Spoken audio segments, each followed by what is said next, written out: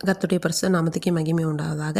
இன்றைக்கி கூட லேவியராகமம் 25ஆம் அதிகாரத்தை பார்க்க போகிறோம். இந்த அதிகாரத்தில் வந்து 2 விதமான ஆண்டுகளை குறித்து சொல்லியிருக்காங்க.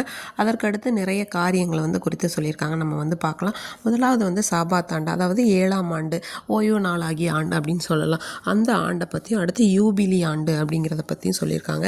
அதாவது 6 ஆண்டுகள், இந்த சாபாத் ஆண்டுங்கிறது 6 ஆண்டுகள் விதைத்துட்டு 7ஆம் ஆண்டு வந்து ஓய்ந்திருக்கணும். அதில் அந்த வருஷத்தில் வந்து என்ன பண்ணணும் அப்படின்னா, அந்த ஓய்வு நாளில் வந்து முன்னாடி நம்ம விதைச்சது அது எல்லாமே என்ன பண்ணணும், அதுக்கு நமக்கு ஆகாரமாக இருக்கணும். அது மட்டும் இல்லாமல் நம்மக்கிட்ட இருக்க அடிமைகள், கூலியால் எல்லாருக்குமே அது வந்து என்னவாக இருக்கணும், அந்த நாள் வந்து ஓய்வு வருஷமாக இருக்கணும் அப்படின்னு சொல்கிறாங்க. அந்த 7ஆம் வருஷத்தில் கர்த்தருக்கென்று ஓய்ந்திருக்கும் ஓய்வு தேசத்தில் இருக்கணும்னு சொல்கிறாங்க. அடுத்ததாக வந்து யூபிலி ஆண்டு. இந்த யூபிலி ஆண்டுங்கிறது எப்படின்னா 7 ஓய்வு ஆண்டுகளுக்கு அப்புறம், அதாவது 7 7 49 அப்படி சரிங்களா.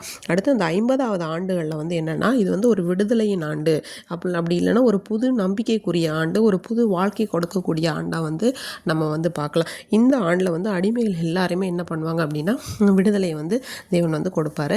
அடுத்ததாக இதில் என்ன சில காரியங்கள் என்ன சொல்லியிருக்காங்கன்னா, அவங்களுடைய சொத்துக்கள், அவங்களுடைய வியாபாரங்கள், அதை குறித்ததான சில காரியங்களை வந்து என்ன பண்ணியிருக்காங்கன்னா சொல்லியிருக்காங்க. எப்படியெல்லாம் அந்த காணியாட்சியை வந்து எப்படி விற்றா, எப்படி மீட்கிறது, அதை பற்றிலாம் சொல்லியிருக்காங்க. அதாவது இந்த பூலோகத்து வாசிகளாகி நமக்கு வந்து என்னன்னு சொல்லி பார்த்தோன்னா, நிரந்தரமான குடியிருப்பு அப்படிங்கிறது எதுவுமே இல்லை.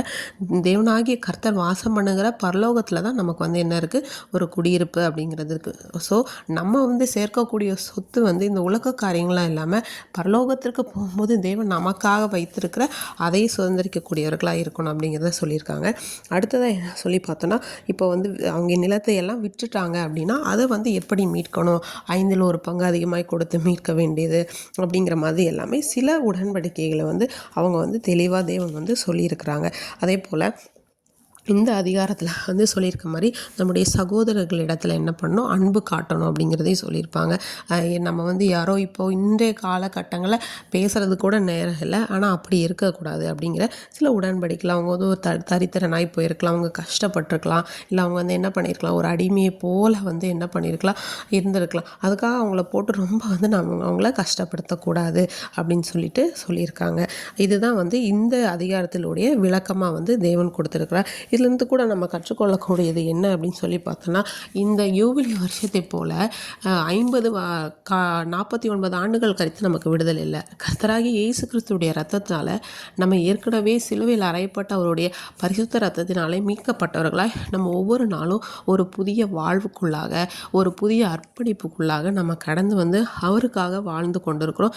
இன்னும் அதிகமாய் அவருடைய அன்பிலே நிலை நிற்கத்தக்கதாய் நம்ம அவருடைய பாதையிலே ஓட வேண்டும் என்பதே அவருடைய வாஞ்சியாக இருக்கிறது. ஆமீன்.